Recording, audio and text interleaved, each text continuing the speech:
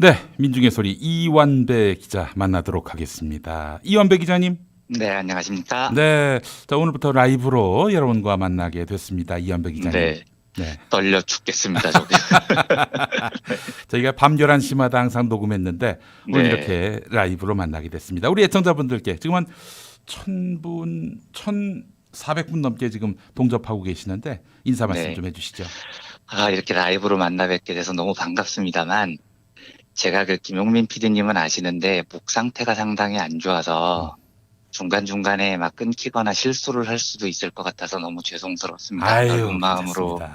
예. 양해해 주셨으면 좋겠고, 참 안타까운 건, 음. 제가 라이브로 하지 않으면 저도 즐겁게 조금 전에 앞에 했던 그 성대모사 방송 보면서 분권 정치 이런 데서 막 웃어야 되는데 밀가루, 곰표 밀가루 이런 데서 제가 다음 코너니까 떨려가지고 방송을 청취자 여러분들과 함께 즐겁게 보지를 못했습니다. 아이고, 별 예. 말씀을요. 아무튼 라이브로 좀 실수가 있더라도 넓은 음. 마음으로 이해해 주시기를 간곡히 부탁드립니다. 네, 알겠습니다. 자, 오늘 어떤 이야기 해볼까요? 네, 오늘은 한국 사회가 세금을 더 걷는 음. 증세에 대해서 어떤 관점을 가져야 할까라는 주제로 이야기를 나눠볼까 합니다. 세금을 더 예, 걷는 증세.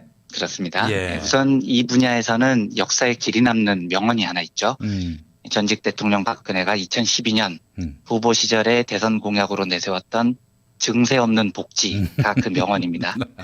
예. 예, 제가 그걸 그때 듣고 이건 둘 중에 하나다.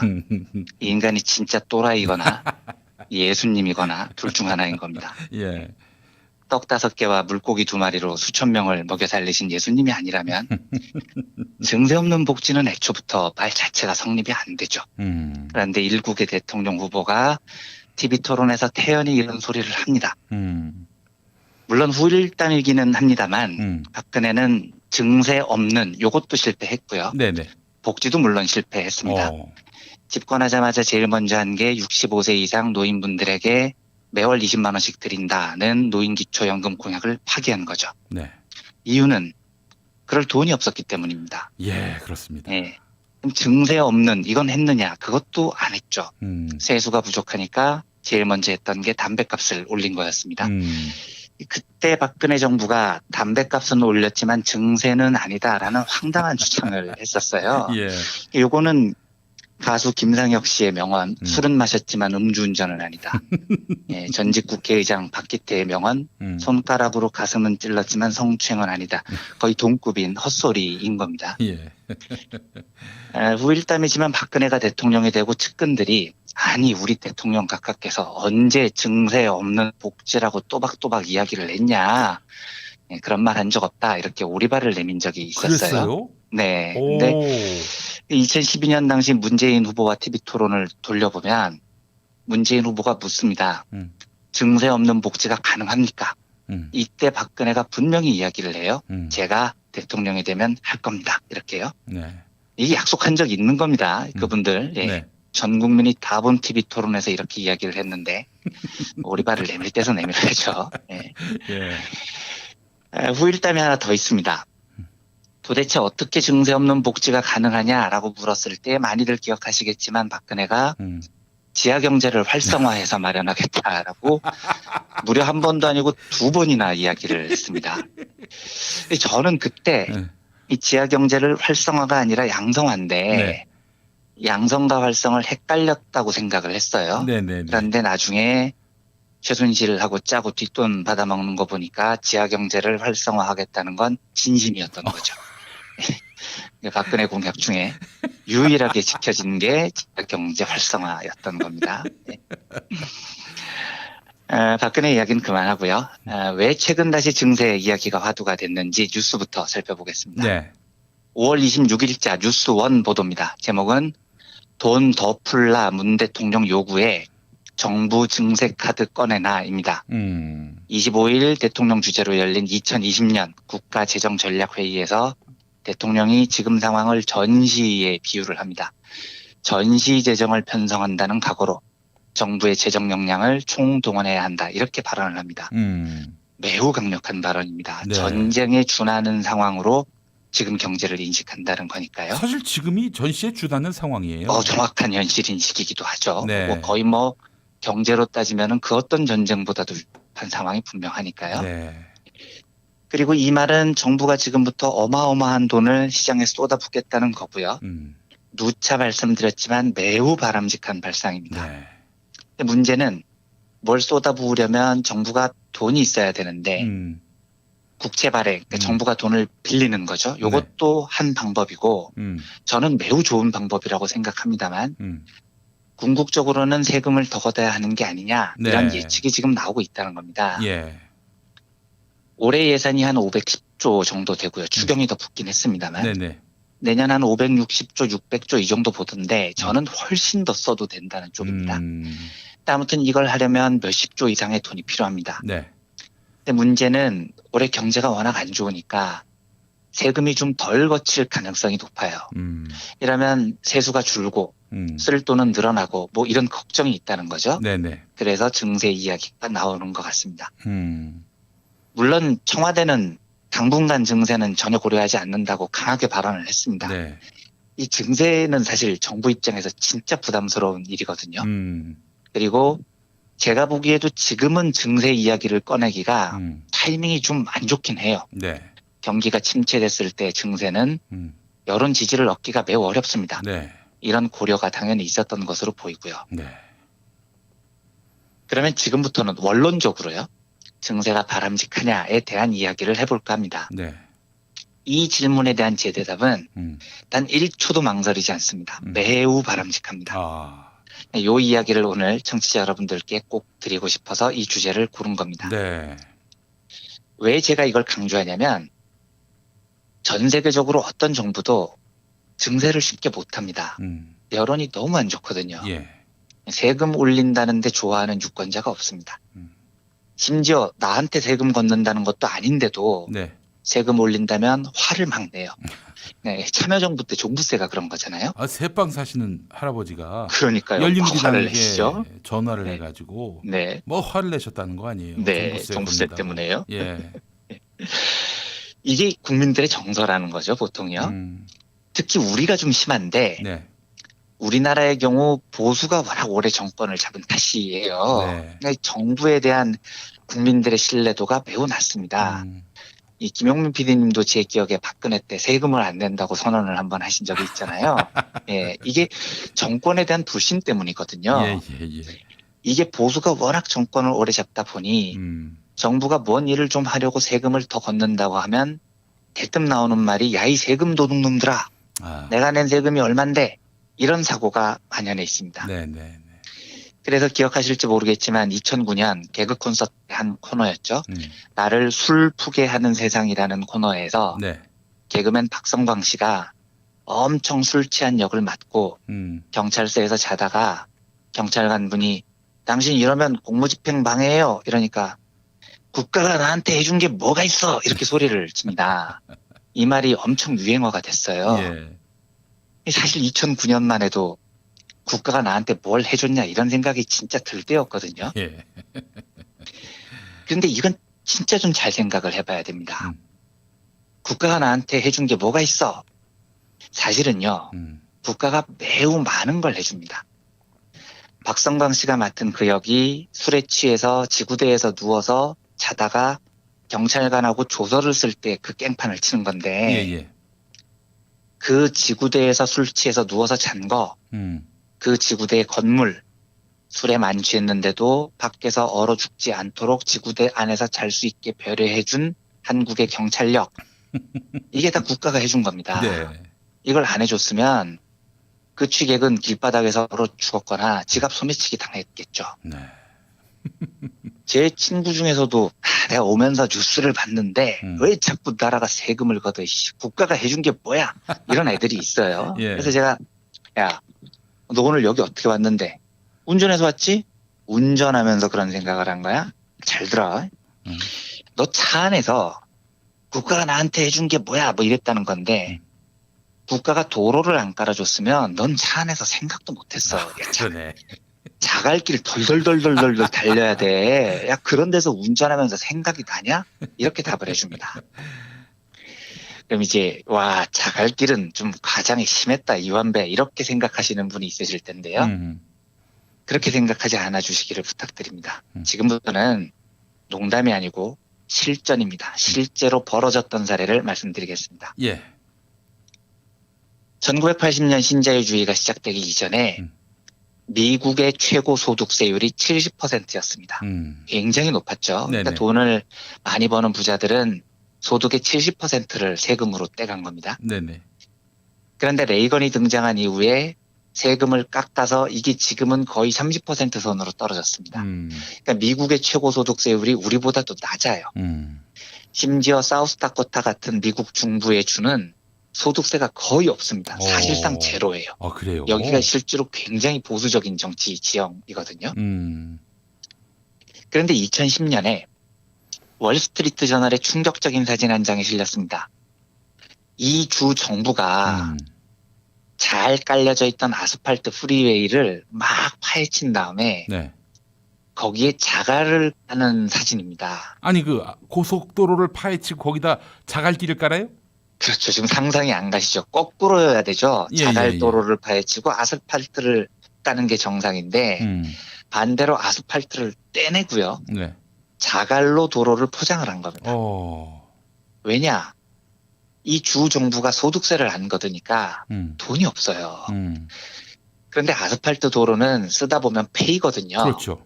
그래서 그 부분을 덧대든지 정기적으로 다시 깔든지 관리를 해줘야 되는데 비용이 들어가죠.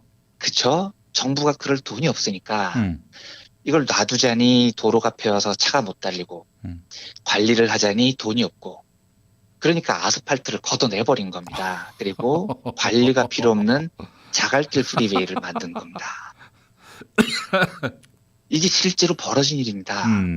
그런데 이게 사우스다코타 주만의 이야기냐? 아닙니다.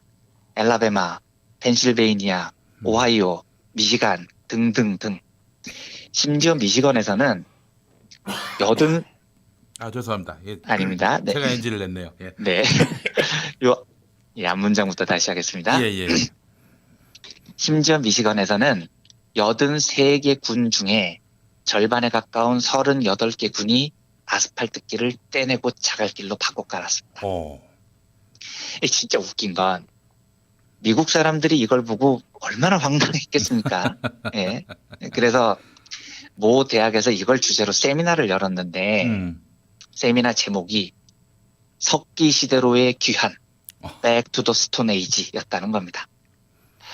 지금 우주선이 붕붕 날아다니는 최첨단 자본주의 시대에 최강대국을 자처하는 미국이 지금 석기 시대 아이스 에이지를 찍고 있는 겁니다.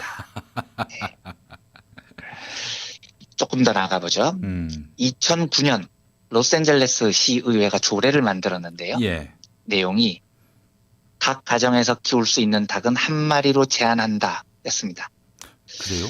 황당하잖아요. 네네네. 일단 로스앤젤레스는 무지하게 큰 대도시입니다. 네. 여기 가정집에서 닭을 왜 키우냐고요.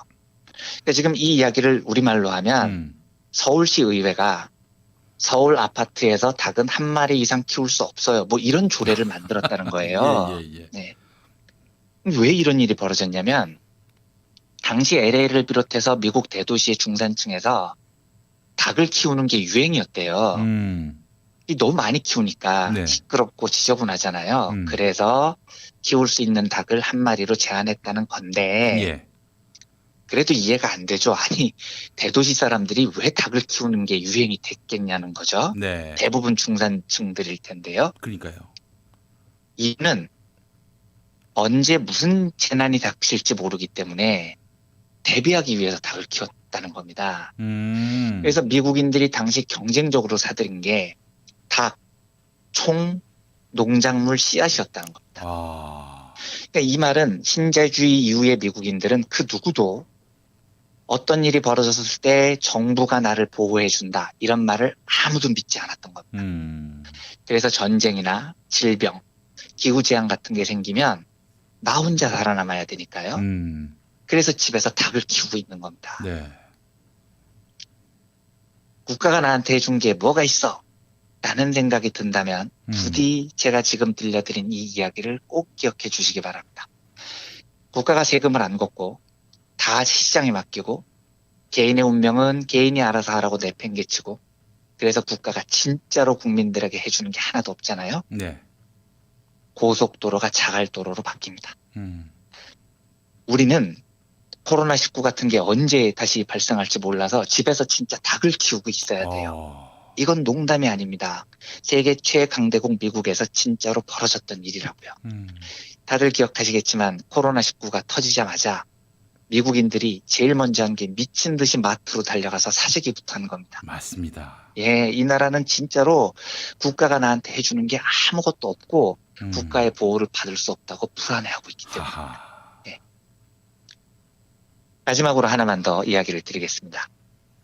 국가가 나서서 도로도 깔고요. 코로나 사태가 터지면 국민을 돌보고 재난지원금도 주고 네. 이러기 위해서는 돈이 필요합니다. 그 재원의 대부분은 당연히 세금이고요. 그런데 우리나라가 세금을 많이 걷는 나라냐? 천만에요. 매우 조금 걷는 나라입니다. 아, 그렇군요. 예. GDP 대비 조세 부담률이라는 통계가 있습니다. 그 나라가 1년에 번 돈 총액과 세금 총액을 비교한 건데 예. 이 조세 부담률이 높을수록 세금을 많이 걷는 나라가 되죠.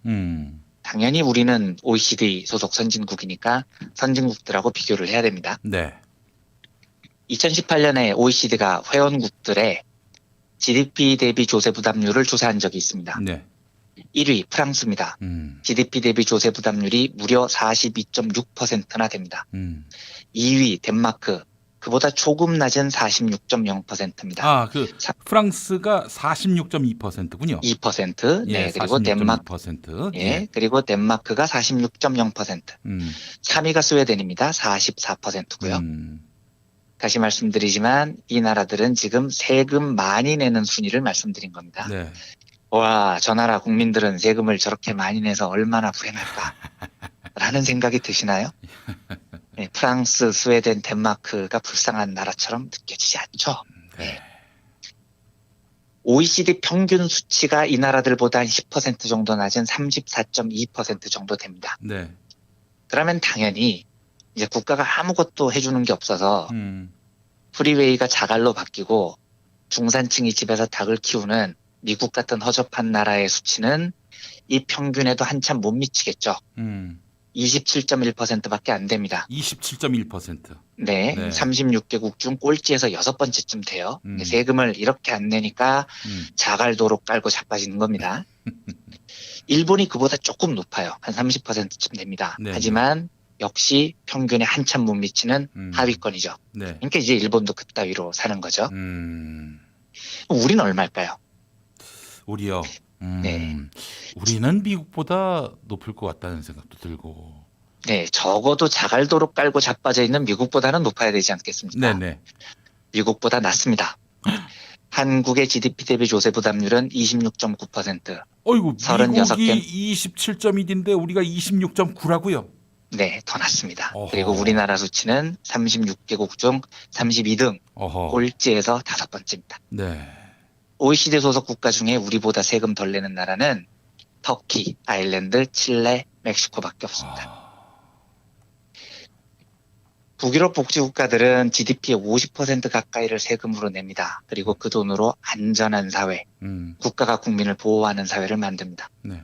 우리는요, 다시 말씀드리지만 OECD 36개국 중 32등이라고요. 네. 물론 이게 오랜 보수 정권의 집권 탓에 정부와 세금에 대한 불신이 어마어마하기 때문이라는 사실을 저는 이해합니다. 그런데 이제 바뀌어야 됩니다. 더 걷어야 됩니다. 더 걷어서 정부가 더 많은 일을 할 수 있게 해줘야 우리는 국가의 보호를 받을 수 있습니다. 네. 그게 복지국가를 만드는 첫걸음이기도 하고요. 앞으로 중장기적으로 증세에 대한 이야기가 많이 나올 텐데 시장주의자들과 미래통합당, 보수 언론 개거품을 물 거예요.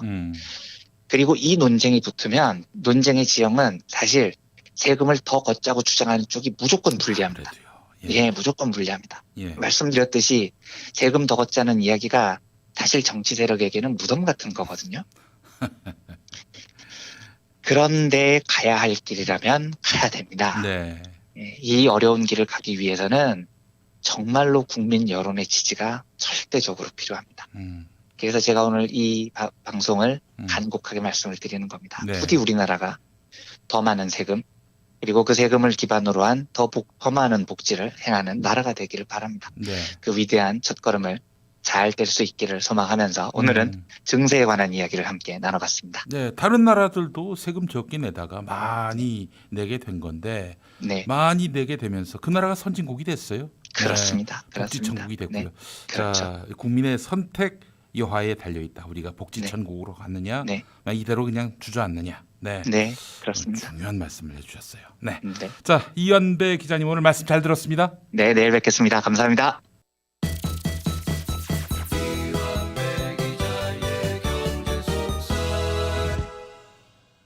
네, 민중의 소리 이완배 기자 함께하겠습니다. 이완배 기자님. 네, 안녕하십니까? 네, 라이브로 만나는 두 번째 날. 네, 네. 하루가 지나도 계속 떨려 죽겠는데요. 별 네. 말씀을요. 예, 네, 라이브로 이완배 기자님 만나게 돼서 좋다는 분들이 네. 많습니다. 예, 감사합니다. 우리 애청자분 중에는 김경수 경남도지사 아내 되시는 분도 네, 계신 걸로 알고 있습니다. 예, 네. 그래요. 들어주셔서 감사합니다. 네. 네. 전두환 씨의 부인 이순자 씨도 듣는 그날까지 최선을 다해야겠습니다. 네, 연락 진짜 존나게 힘내야 되겠네요. 네. 열심히 하겠습니다. 예. 네. 자, 오늘 어떤 이야기 해볼까요? 네, 오늘은 오늘과 내일 이틀 동안은 최근 감염병 사태의 새로운 확산 진원지로 여겨지는 쿠팡 이야기를 해보려고 합니다. 쿠팡. 예. 네. 쿠팡 노동자들의 현실은 내일 주로 이야기를 드리겠습니다만 네네. 심각합니다. 조금 전에도 악사 손해보험의 종로 콜센터에서 신종 코로나 확진자가 발생했다는 속보가 뜨던데 이 뉴스는 자세히 봐야 되겠습니다만 네. 이런 류의 서비스업에 종사하는 노동자들의 삶이 실로 처참해요. 그런데 이 이야기는 내일 하기로 하고요. 네네. 오늘은 왜 쿠팡이라는 사업 모델이 성공할 수 있었는지에 대해서 먼저 살펴보겠습니다. 예. 자, 지난달 사실 쿠팡은 빠른 배송 이것 때문에 그렇죠. 주목을 많이 받았습니다. 맞습니다. 바로 그게 핵심적인 요지죠. 네. 일단 먼저 말씀드릴 건 지난달 중순에 부천에서 그 쿠팡 물류센터에서 한 노동자가 확진 판정을 받았고요. 상당히 확산됐죠. 그런데 방역 당국의 헌신적인 노력으로 전수검사가 잘 이루어져서 주말부터 확산이 잡혀가는 모양이고요. 예. 왜 성공했느냐에 대해서는 당일 배송이라는 건데 김영민 PD님께서 얘기하셨던 그게 바로 핵심입니다. 네. 그런데 당일 배송이라는 게 상식적으로 가능한 일이 아니거든요. 내가 내 집 앞에서 물건 사는 것도 아니고 뭘 배송을 시켰는데 당일에 온다. 이거 진짜 놀라운 발상인 겁니다. 네. 당연한 이야기겠지만 이 불가능해 보이는 일을 하기 위해서는 엄청난 무리수가 따릅니다. 예를 들면 쿠팡 물류센터에서 나온 첫 환자가 13일쯤부터 오한 근육통에 시달렸다고 해요. 예. 그런데 확진이 된 날짜는 그로부터 무려 열흘이 지난 24일입니다. 지금 전 국가적으로 아프면 3, 4일 쉬어라라는 방역 수칙이 내려진 상태잖아요. 그런데 안 지켜진 겁니다. 왜냐하면 이 당일 배송이라는 걸 하려면 노동자들을 엄청나게 굴려야 되거든요. 네. 그런데 이렇게까지 비정상적으로 당일 배송을 하는데도 이 사업이 성공하는 이유는 궁극적으로 이걸 원하는 수요가 있기 때문입니다. 아무래도요. 예. 그렇죠. 네.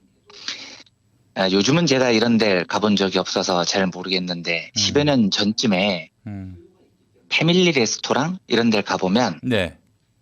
서빙하시는 노동자분들이 무릎을 꿇고 주문을 받았습니다. 요즘은 어떻게 하는지 잘 모르겠어요. 그것도 너무 불편했어요, 사실. 그렇죠. 불편하죠. 예. 근데 왜 이렇게 하느냐? 예. 그게 고객을 왕으로 모시는 취지라는 겁니다.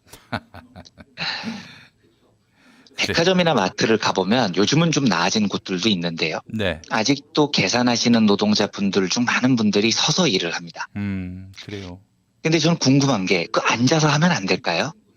제가 무슨 소파 같은 걸 비치하자는 이야기를 하는 게 아닙니다. 네. 걸터 앉을 수 있는 작은 의자 정도만 마련해주면 굉장히 휴식을 많이 취할 수 있어요. 네. 서서 일하는 것에 비해서요. 네. 2008년 경향신문에 하루 종일 서서 일하는 노동자들에 대한 기사가 실렸는데 한 대목을 읽어보겠습니다. 백화점 화장품 판매대에서 일하는 L씨 역시 매일 같은 자리에 서서 일을 한다.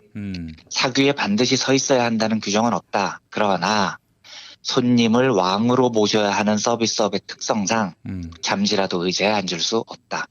그는 회사에서 서비스를 워낙 중시하니까 앉는다는 생각 자체를 해본 적이 없다고 말했다라고 돼 있습니다. 왜 서서 일하느냐? 고객이 왕이기 때문이라는 겁니다. 왜 주문을 받을 때 무릎을 꿇느냐? 고객이 왕이기 때문입니다.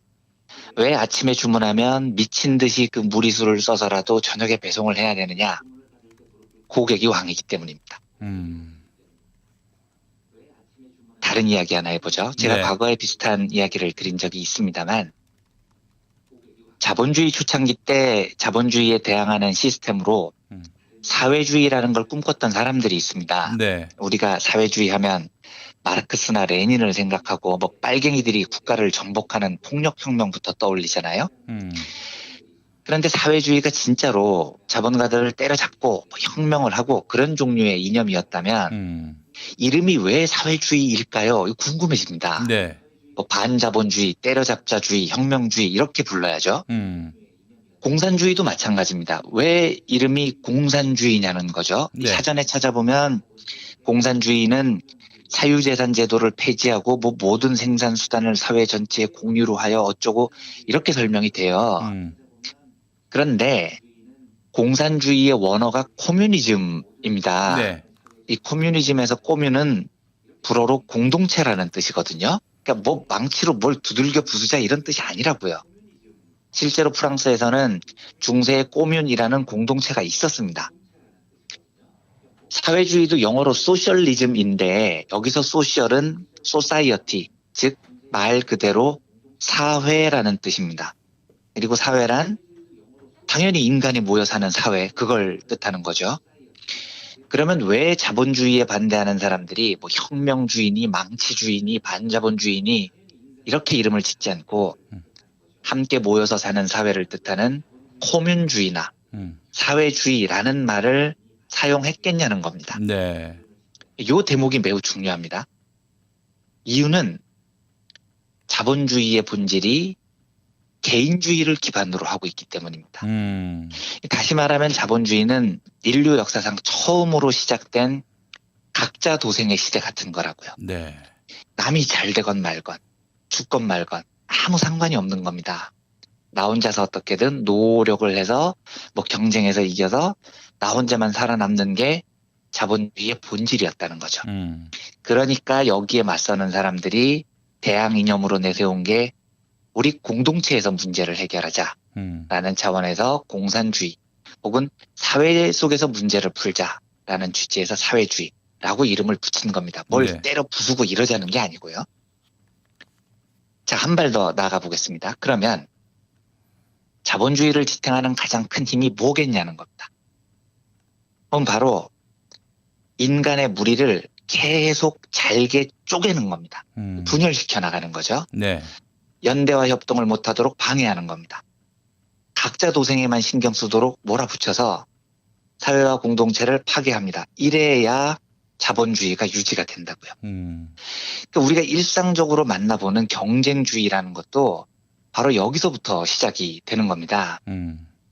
학교에 다니는데 내가 살아남기 위해서는 우정을 가지면 안 돼요. 내 친구 성적이 떨어져야 내가 유리하잖아요. 정규직과 비정규직도 연대하면 안 됩니다. 비정규직이 착취를 당해야 정규직이 더 잘 사는 세상이니까요. 네. 농민과 노동자도 붙어 있으면 안 됩니다. 농민이 착취당해야 노동자가 더 잘 사는 세상이죠. 대졸과 고졸도 연대하면 안 됩니다. 고졸이 착취를 당해야 대졸이 더 많은 임금을 받는 세상이죠. 그래서 자본주의 시스템이 잘 굴러가기 위해서는 너와 나 사이의 연대고리를 끊어버리는 게 제일 중요합니다. 이걸 위해서 작동하는 또 다른 강력한 시스템이 있습니다. 이게 오늘 말씀드리고 싶은 주제입니다만 정규직과 비정규직을 분리하고 대졸과 고졸을 분리하고 노동자와 농민을 분리하는 것을 넘어서서 놀랍게도 자본주의는 소비자와 노동자를 분리합니다. 잘 생각해 보십시오. 예전에 중세나 고대 때 혹은 실제로 12세기에 프랑스에서 꼬뮌이라는 공동체가 형성됐는데 네네. 그 공동체에서 소비자와 생산자 혹은 노동자가 엄밀하게 분리될 수 있었겠습니까? 없는 겁니다, 이게요. 예, 같은 예, 마을에 살잖아요. 예, 예. 그러니까 어떨 때는 내가 옆집에서 고기를 사는 소비자인데 네. 어떨 때는 내가 옆집에 밀가루를 파는 생산자입니다. 음, 그리고 우리는 매일 서로 얼굴을 봐요. 이렇게 모여 사는 사람들이 야, 나는 소비자, 너는 생산자. 이런 분류 개념이 어떻게 정확하겠냐고요. 예전에 어떤 개그 프로그램이 생각이 납니다. 네, 어떤 카페였는데 네, 생수를 배달하시는 분이에요. 맞습니다. 카페 네, 주인이 생수 네, 배달하는 그렇죠. 네, 이 노동자에게 네, 갑질을 해요. 네, 자, 그러니까 이 네, 생수 네. 배달 노동자가 아, 갑자기 기억나요. 기억납니다. 그 자리에 네, 앉더니 이 네, 커피를 시킵니다. 커피 네, 마시면서 커피 맛이 뭐 이러냐면서 또 네. 이렇게 또 갑질을 하고. 카페 예. 주인한테 아, 갑질을 하고. 기억납니다. 이 예, 개그는 정말 기념비적 예. 개그입니다. 아, 예. 그게 아마 갑과 을이라는 제목의 그 TVN에 나오는 그 코미디 빅리그 프로였을 거예요. 예, 예. 예, 예. 갔을 때는 을이었는데 소비자로 바뀌면 갑자기 갑이 되는. 아, 굉장히 재밌게 봤던 기억이 납니다. 진짜로요. 예, 예. 예. 그런데 그게 그렇게 분리가 돼 있으면 모르겠는데 음, 중세처럼 소비자와 생산자가 분리가 제대로 안 돼 있다면 네.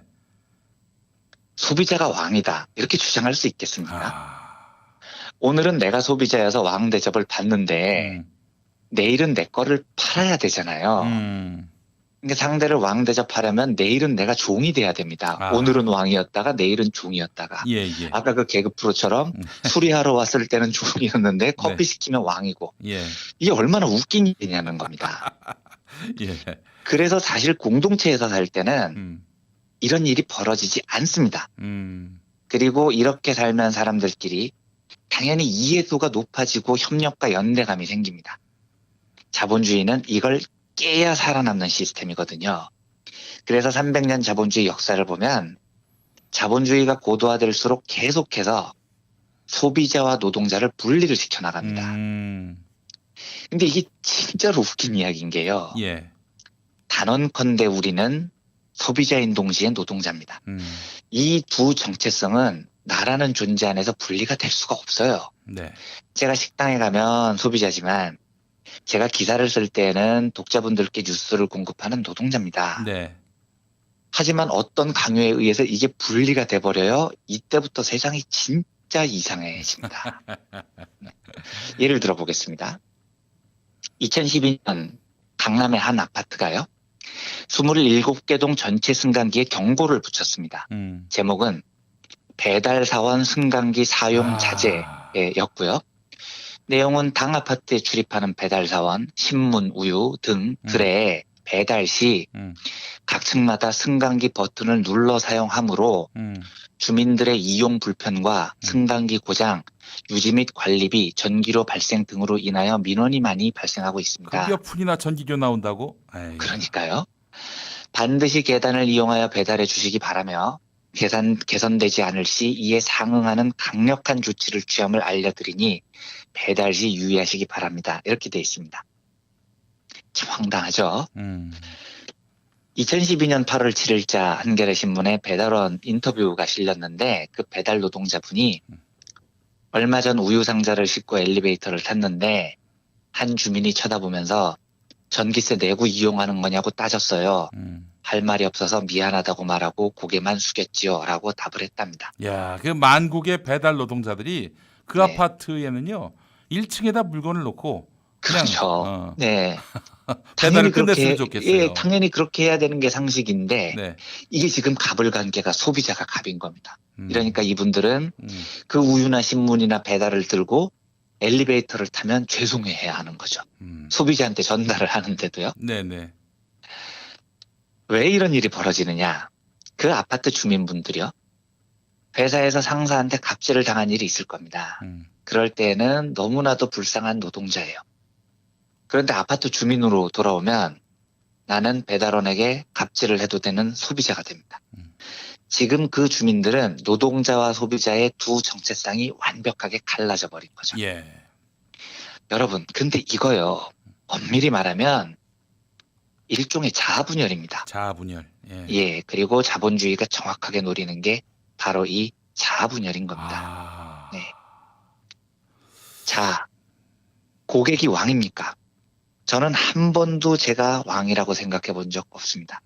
심지어 저는 그딴 왕 안 하고 싶어요. 왜냐? 내가 고객으로 왕 대접을 받고 싶잖아요. 예. 제가 뉴스를 공급할 때는 종이 돼야 됩니다. 논리적으로 그렇잖아요. 그러네요. 저는 청취자 여러분들이나 독자분들을 참 고맙고 좋은 동지들이라고 생각하지, 제가 여러분들의 종이어서 여러분들에게 항상 굽신거려야 하는 존재라고 절대 생각하지 않거든요. 맞습니다. 예. 네. 다른 예를 하나 더 들어보겠습니다. 2010년 스위스 제네바에서 주민투표가 열렸습니다. 여긴 뭐 직접 민주주의 하니까 주민투표 엄청 자주 열리죠. 네. 내용은 제네바에서 보통 오후 7시에 상점이 문을 닫는데 소비자들이 너무 불편했다는 겁니다. 그래서 소비자의 편의를 위해서 8시까지 영업을 연장하면 어떻겠느냐라는 게 주민투표에 붙여진 거죠. 네네. 그러니까 이제 24시간 영업점이 널려있는 우리 정서로는 이해가 안 되잖아요. 예, 예. 장사를 하면서 8시까지도 안 하면 뭘 어쩌겠다는 거야, 이런 생각이 듭니다. 그런데 취리에서는 이걸 주민투표를 해요. 왜 이런 문제가 생기냐면 네. 내가 노동자로서 6시에 정시 퇴근을 하고 싶다면 소비자로서 가게에서 일하는 노동자에게 8시까지 일하라고 강요하는 건 부당하다라는 반론이 있었기 때문입니다. 그러니까 소비자들이 밤에 소주를 마실 권리, 소비자의 권리와 노동자들이 저녁 시간을 가질 권리, 즉 노동자의 권리가 충돌을 한 거죠. 예. 투표 결과가 어땠느냐? 이 우리 정서로는 도저히 이해할 수 없는데 네. 오후 8시까지 영업을 연장하는 이 안은 반대 56.2%로 부결이 됐습니다. 네. 자, 이제 우리에게 던져야 하는 근본적인 질문입니다. 쿠팡이 왜 성공했을까요? 저는 충분히 이해가 됩니다. 우리 다들 바쁘잖아요. 빨리 받아보고 싶죠. 그리고 아침에 주문하고 저녁에 받아야 기분이 좋아집니다. 이게 안 되면 화도 나요. 하지만 그 화를 참아야 됩니다. 매대에서 일하는 노동자들이 하루 10시간씩 서 있어서 디스크에 걸리거나 족저근막염에 걸리거나 하지정맥류에 걸리는 게 나랑 뭔 상관이야 라고 생각해서는 안 됩니다. 상관이 있습니다. 이게 상관이 없다고 생각하느냐, 나의 삶과 매우 큰 상관이 있다고 생각하느냐, 이 차이가 바로 우리가 사는 세상의 모습을 결정하는 겁니다. 제가 앞에서 쭉 소개해드린 케이스들은 물론 기사에도 났지만 우리나라를 대표하는 노동경제학자죠. 이상원 ILO 고용정책국장. 제가 이분은 한 번도 뵌 적이 없지만 네. 매우 존경하는 분입니다. 이분의 책에 나온 이야기들입니다. 그런데 이상원 국장은 제네바 주민투표 사례를 소개하면서 이 투표 결과는 정치적 산술을 뛰어넘어 소비하는 나와 노동하는 나가 연대하여 이룬 성취다, 이렇게 적습니다. 네. 그러니까 스위스 제네바 주민들은 나는 소비자인 동시에 노동자라는 사실을 잊지 않았던 거죠. 우리는 모두 소비자인 동시에 노동자인 겁니다. 이 분열을 이겨내면 스위스 같은 결정을 내릴 수 있고요. 이 분열을 방치하면 쿠팡이 성공하는 세상이 됩니다. 어느 세상이 더 아름다울까요를 우리가 생각해 봐야 됩니다. 이제 마무리 이야기 짧게 드리고 마치겠습니다. 조금 전 소개해드렸던 이상원 국장의 책 제목이, 이 제목이 저는 참 마음에 많이 와닿았어요. 제목이 뭐냐면 우리는 조금 불편해져야 한다입니다. 우리는 조금 불편해져야 한다. 네, 내가 소비자인데, 내가 돈 쓰는 사람인데, 내가 왕인데, 그래서 내가 한없이 왕 대접을 받고 싶은데 라는 욕구를 억눌러야 된다는 겁니다. 이제 물론 이렇게 말씀드리면 그러면 배송 안 시키면 배달 노동자들은 다 죽으라는 이야기냐라는 반론이 당연히 나옵니다. 당연히 그래서는 안 되고요. 하지만 이 이야기는 내일 자세히 하기로 하고요. 중요한 점은 이런 쿠팡의 비인간적이며 살인적인 노동을 개선할 수 있는 본질적인 우리의 시각이 우리가 조금 더 불편해질 용기, 조금 더 천천히 배송돼도 괜찮다고 생각하는 아량, 나는 돈을 낸 소비자인 동시에 누군가에게 물건과 서비스를 제공해야 하는 노동자라는 정체성의 회복, 그리고 무엇보다도요. 나는 소비자로서 절대로 왕이 아니며 나의 동료들과 연대하는 한 명의 따뜻한 시민임을 인식하는 것으로부터 시작돼야 한다는 말씀을 오늘 꼭 드리고 싶었습니다. 아, 그래요. 예. 뭐 오늘 되지도 않는 개똥 철학을 길게 아이, 얘기했는데 별 말씀을. 네. 여기서 마치고요. 별일 없으면 내일 이 문제를 어떤 관점에서 해결하면 좋을지에 대한 이야기를 이어가 보겠습니다. 네, 제가 프랑스 파리에 갔던 기억이 나는데 네. 금요일 오후인가요? 그때 네.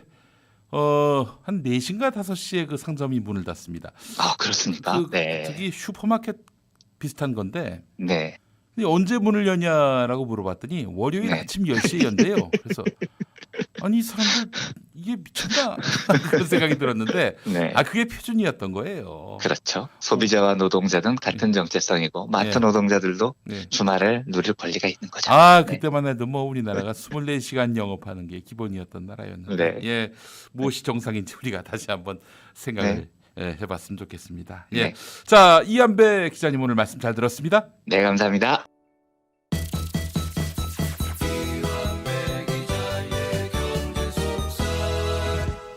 민중의 소리 이완배 기자 함께하겠습니다. 이완배 기자님. 네, 안녕하십니까? 네, 자 오늘 어떤 이야기 해볼까요? 예, 오늘은 어제에 이어서 택배 노동자들의 현실과 이 문제에 대한 해결책에 관한 이야기를 나눠보겠습니다. 좋습니다. 예. 네, 먼저 뉴스부터 몇 가지 보겠습니다. 네.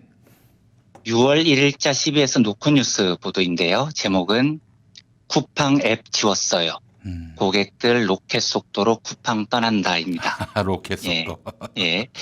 부제는 허술한 방역, 늑장 폐쇄에 고객들 실망 이렇게 돼 있습니다. 네. 기사의 요지는 이번 감염 사태에 대해서 소비자들이 크게 분노해서 쿠팡을 떠나고 있다는 건데 보도 내용을 보면 분노의 핵심은 쿠팡이 노동자들의 안전을 왜 제대로 관리하지 않았냐라기보다는요. 왜 나한테 배송되는 물건에 바이러스를 묻혔느냐에 가까운 분노인 것 같습니다. 다른 기사 하나 더 보죠. 네. 이건 2017년 시사인에 실렸던 로켓 배송은 어떻게 가능할까라는 기사입니다. 이 기사는 변진경 기자가 직접 쿠팡의 패킹 노동자라고 하죠. 물건을 포장하는 노동자가 돼서 겪었던 일을 적은 기자입니다. 네. 아마 변 기자가 가명으로 구직 신청을 했던 모양인데 10분 만에 출근하세요라는 문자가 왔대요. 그래서 가서 근로계약서를 쓸 때 꼼꼼히 읽어봐야 되죠. 읽어보려고 했더니 빨리 사인하라고 재촉을 하더랍니다. 로켓 사인. 예, 그래서 로켓 사인을 했더니 나중에 보니까 그 계약서는 쿠팡과 맺은 게 아니고 쿠팡 자회사와 맺은 거였습니다. 그럴 줄 알았습니다. 예, 그러니까 이게 노동자들은 어디하고 계약서를 쓰는지도 모르고 황급히 로켓 사인을 해버리는 거죠. 이 기자분이 포장 일을 맡았는데 당연히 계속 서서 일을 하는 겁니다. 그리고 더운 여름이었는데 2명이서 일하는 작업대에는 미니 선풍기 한 대만 돌아갑니다. 포장 뭐 뾱뾱이 넣다 보면 커팅기로 막 물 잘라야 되는데 여기로부터 손을 보호해줄 장갑이나 공장 내 박스로 가득한 먼지를 막아줄 마스크는 다 노동자들 자기 돈으로 사야 합니다. 8시간 노동 중에 휴식 시간은 고작 35분인데 요때 밥을 다 먹어야 됩니다. 그런데 식당까지 가는 엘리베이터가 2대밖에 없어요. 그러니까 수백 명이 우르르 몰리다 보니 식당에 도착하는 데만 10분이 걸리고 줄을 서서 음식을 받는 데에만 5분이 걸립니다.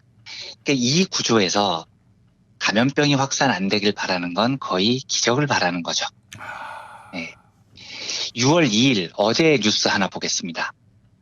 1일 오후 천안 쿠팡 물류센터 조리실에서 일하던 30대 여성 노동자가 쓰러졌는데 심장이 멈춘 상태에서 인근 병원으로 옮겨졌지만 결국 돌아가셨습니다. 여기에 앞서서 지난달 28일 쿠팡 인천 물류센터에서 일하던 40대 노동자 한 분이 화장실에서 숨진 채 발견됐습니다. 이분 역시 심장이 멎어서 세상을 떠났습니다. 근데 이 크게 보도가 안 된 이유는 이 두 분의 사망이 코로나19와는 상관이 없었기 때문입니다. 그러니까 이게 참 그나마 다행인 건가요? 그럴 리가 없지 않습니까? 우리가 코로나가 두려워서 그렇지 사실 쿠팡은 코로나가 아니었어도 이렇게 사람들을 죽이는 기업이었다고요. 이 두 분의 노동자 전부 쿠팡 직원이 아닙니다. 조리실에서 돌아가신 분은 외주업체 소속이고요. 화장실에서 돌아가신 분은 계약직입니다. 자, 그렇다면은 네. 쿠팡은 전혀 책임을 안 져도 되겠네요. 이 두 분의 일단 죽음에. 현재 상태에서는 그렇죠. 그런데 참. 이게 뭐 적절한 외주인지 위장 도급인지는 확인을 한번 해봐야 됩니다. 그런데 어쨌든 그 법리적인 문제를 따지기에 앞서서 이렇게 외주업체 소속들, 계약직 노동자들이 죽는 게 우연이겠냐는 겁니다. 천만의 말씀이죠. 올해 3월 12일 새벽에 쿠팡 소속 40대 비정규직 노동자가 경기 안산의 한 빌라 건물 4층, 5층 계단 사이에서 숨진 채 발견이 됐습니다. 그런데 돌아가신 시간을 잘 봐주십시오. 새벽입니다. 왜 이 새벽에 비정규직 노동자는 엘리베이터도 없는 빌라 4층과 5층 계단 사이에서 쓰러져 있었을까요? 이게 바로 쿠팡이 자랑하는 새벽 배송을 하다가 새벽 그렇게 된 배송. 겁니다. 아하. 네. 쿠팡이 그 처음 사업을 할 때 감성 배송이라는 광고로 열풍을 일으켰거든요. 감성 배송. 예, 감성 배송이 뭐냐면 배송하는 노동자분들이 고객들에게 다정다감하게 문자를 막 보내줘요. 손편지도 써줍니다. 그리고 택배 상자에 그림도 막 그려줘요. 이 택배 상품이 아이들 상품이면 박스 위에 막대 사탕도 붙여줍니다. 이게 감성 배송이었다는 거고 사람들이 여기에 열광했습니다. 근데 저는 진짜 당시 이거 보고 미치겠더라니까요. 저게 요즘 사그러들어서 다행인데 만약에 경쟁이 심화돼서 다른 회사들도 다 따라했었다고 생각을 해보십시오. 모든 택배 노동자들이 박스에 만화를 그리고 손편지를 써야 됩니다. 그래야 고객이 감동한다는 거니까요. 아이고, 참, 이 웃으면 예. 웃어서는 안 되는데. 예. 너무 슬픈데 웃긴 이야기인 거죠. 예. 그런데 그거 박스 하나 배송하면 건당 수수료가 700원에서 800원쯤 되거든요. 이 몇백 원 받는 노동자들이 상자에 만화까지 그려야 되겠냐고요. 쿠팡은 이걸 혁신이라고 부르는지 모르겠는데 저는 절대로 이걸 혁신이라고 못 부르겠더라고요. 많은 소비자들이 지금 쿠팡에 분노를 합니다. 그런데 분노의 이유가 내 박스에 왜 바이러스를 붙였냐 이런 건데요. 진짜로 분노해야 될 일이 뭔지 생각을 좀 해봐야 됩니다. 수백 명 노동자들이 코로나가 발생한 와중에도 타닥타닥 붙어서 30분 안에 식사를 마쳐야 하는 현실. 쿠팡이 혁신이라는 이름으로 망가뜨린 택배 노동자들의 삶. 저는 여기에 더 화가 나는 겁니다. 예. 그런데 많은 사람들은 쿠팡이 빨리 배송해주고 새벽에도 배송해주고 배송료도 싸니까 코로나가 나기 전까지 쿠팡을 좋아했던 거죠. 그러니까 코로나 이전에는 사람이 죽어도 관심이 없었습니다. 내가 죽은 거 아니잖아요. 네. 내 박스에 바이러스 묻은 게 아니니까요.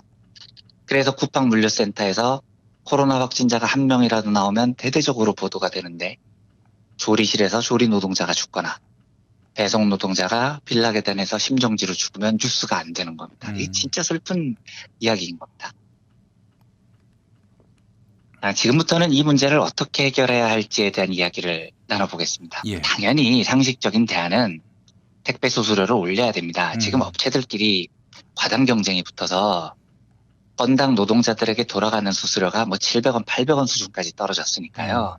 이러니까 노동자들이 목숨을 걸고 그 지옥 같은 환경에서 새벽잠을 설치고 배송을 해야 합니다. 더 많이 해야 먹고 사니까요. 예. 근데 문제는 건당 수수료의 현실화가 불가능하다는 데 있습니다. 현실적으로요. 네. 왜냐하면 시장이 이미 이렇게 형성이 됐기 때문입니다.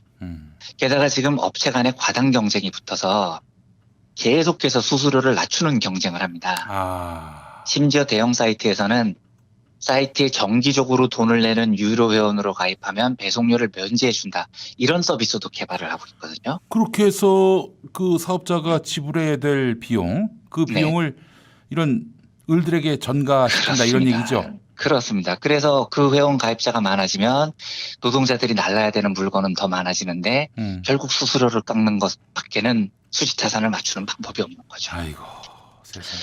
이제 이걸 멈추려면 노동자들이 야, 나 이 돈 받고는 못하겠다. 이게 목숨 걸고 할 일은 아니잖아.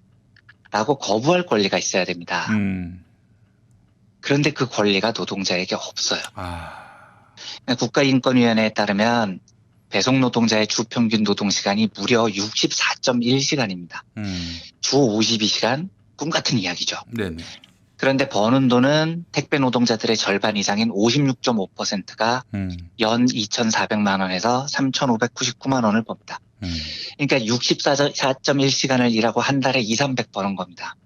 이 돈이 없으면 가족이 죽어요. 그러니까 이 죽음의 시장이 없어지지 않죠. 이러면 어떤 일이 벌어지냐면요.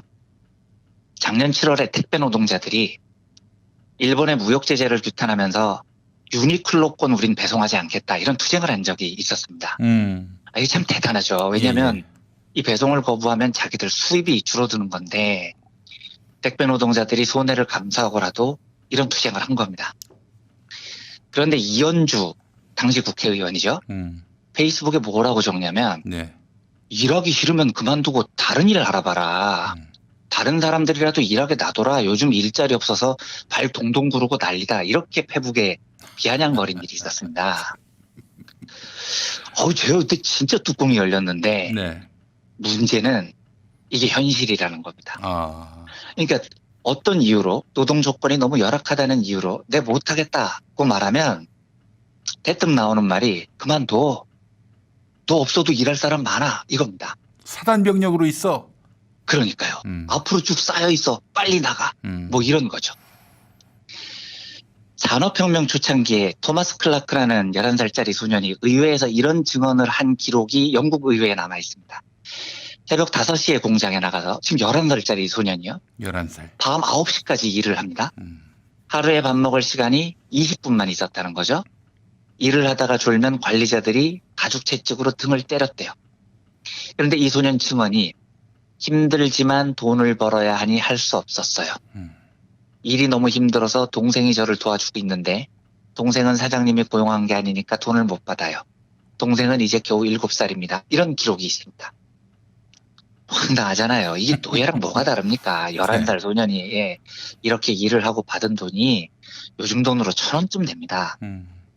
그런데 왜 이런 지옥 같은 생활을 하느냐? 클라크 증언의 핵심은 힘들지만 돈을 벌어야 하니 할 수 없어요. 바로 이 대목입니다. 대안이 없다는 겁니다. 그래서 자본가들이나 이현주 같은 애들이 매일 하는 이야기가 싫으면 관둬. 내가 언제 하라고 강요했어. 니들이 하겠다고 했지. 이런 겁니다. 그리고 이건 자본주의의 오래된 전략이기도 하죠. 그러니까 우리들의 선택권을 박탈하는 겁니다. 네. 그래서 이 문제는 절대로 개인의 노력으로 풀리지 않습니다. 선택권이 없는 개인들끼리 어떻게 이 문제를 해결하냐고요. 함께 풀어야 됩니다. 제가 어제 자본주의의 근간이 개인주의이고 사회적으로 연결된 연대의 고리를 하나하나 끊는 것이다 라는 말씀을 드렸는데 네. 여기에 대항하는 유일한 방법은 이 끊어진 고리를 다시 하나하나 붙여나가는 겁니다. 뭔 말인지는 알겠는데 구체적으로 어떻게 하자는 거냐라고 물으실 수 있습니다. 이렇게 하자는 겁니다. 사회가 개인의 삶을 어디까지 책임져야 하느냐에 대한 전 인류적인 합의가 있습니다. 이 합의를 지키자는 겁니다. 네. 뭐냐면 사회보장이라는 겁니다. 우리가 사회보장제도라는 말을 좀 쉽게 하는 경향이 있죠. 그러니까 복지혜택 몇 푼 던져주는 식으로 생각을 하는데 이 말의 의미를 잘 생각해 봐 주시기 바랍니다. 사회보장입니다. 사회가 개인의 삶을 보장해 줘야 된다는 겁니다. 어디까지 보장해야 되느냐? 논란이 당연히 있죠. 이에 대해서 인류가 거의 만장일치로 합의한 위대한 합의서가 있습니다. 바로 1948년 유엔이 채택했던 세계 인권선언입니다. 유엔이 1945년에 발족을 했고 1948년에 세계 인권선언이 채택될 당시에는 58개국이 회원국으로 가입해 있었습니다.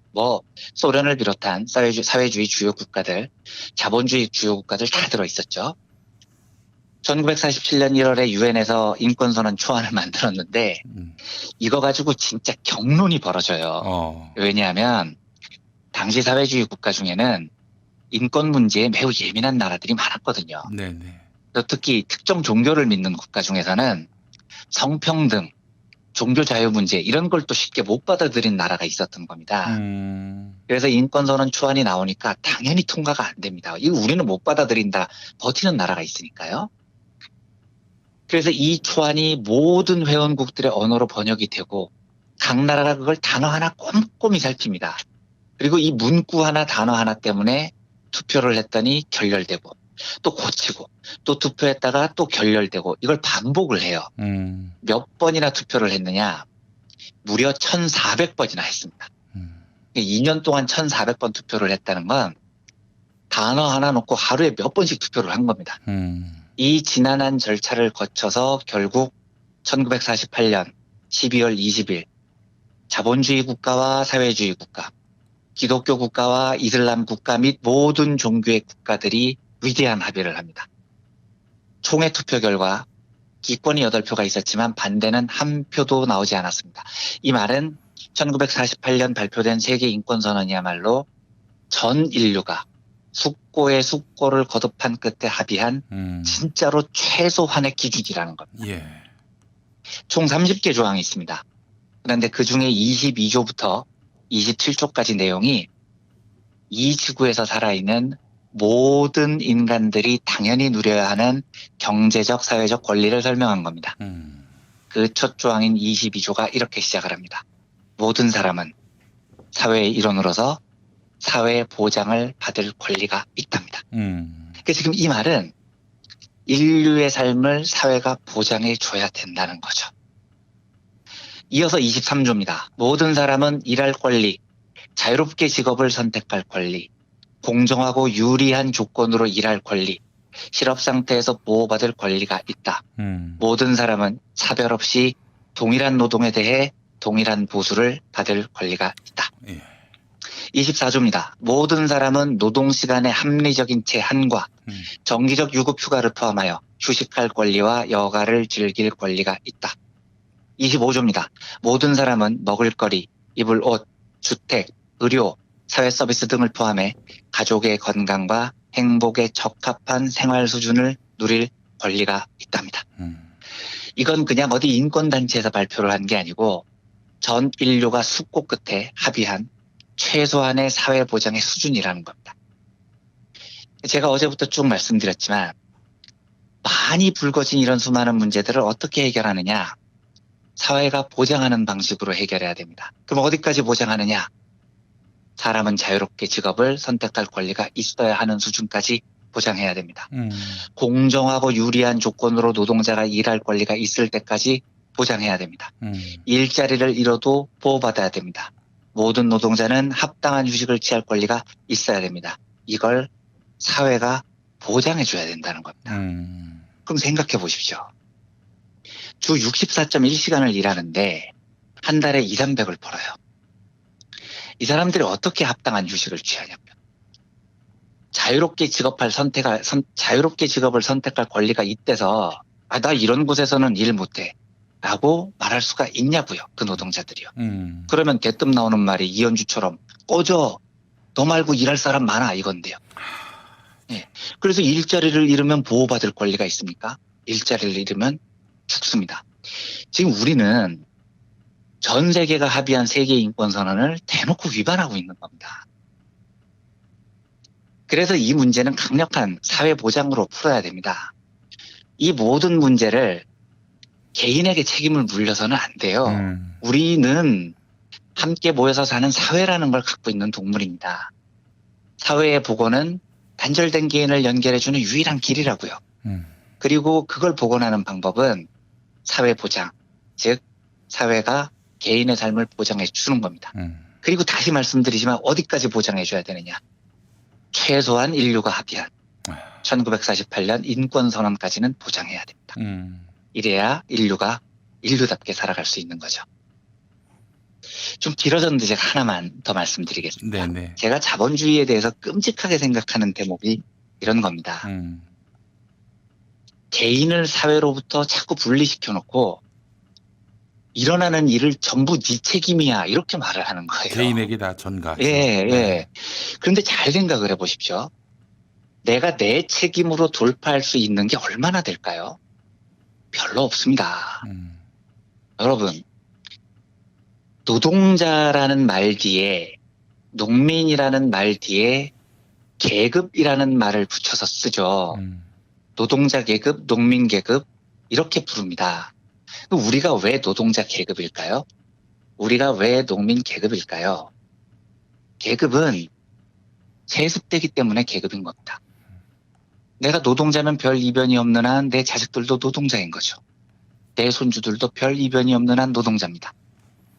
이걸 보고 아이씨 몇몇 사업자들이 벤처에서 성공해서 노동자에서 자본가 됐잖아. 모두에게 기회가 열려있는 이런 개소리는 하지 말자고요. 예, 그런 사람 비중은 대형호를 비롯해서 0.0001% 정도밖에 안 돼요. 예. 세상을 이렇게 만들어 놓고 그렇게 사는 건 네 책임이야 라고 말하는 게 저는 너무 끔찍하다는 생각이 든다고요.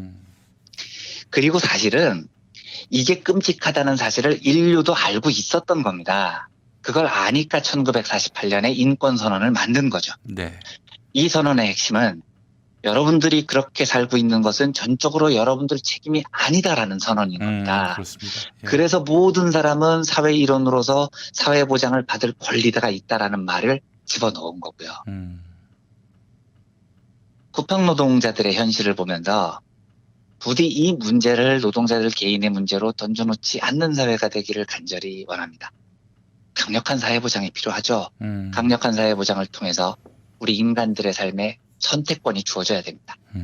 더 나은 복지국가를 위한 우리의 철학이 사회보장, 즉 개인의 삶을 사회가 함께 책임져주는 그런 사회였으면 좋겠다는 소망을 말씀드리면서 네. 오늘 조금 길게 해서 죄송합니다만 네, 브리핑을 마치겠습니다. 너무 유익했습니다.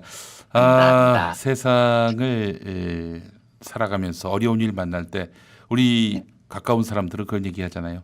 세상에는 너 혼자뿐이 아니야 이런 얘기 하는데 네. 이걸 국가가 이야기해 줘야죠. 그렇습니다. 공공이, 사회와 국가가 예, 공공이 이야기해 줘야 되는 건데 그렇습니다. 예. 네.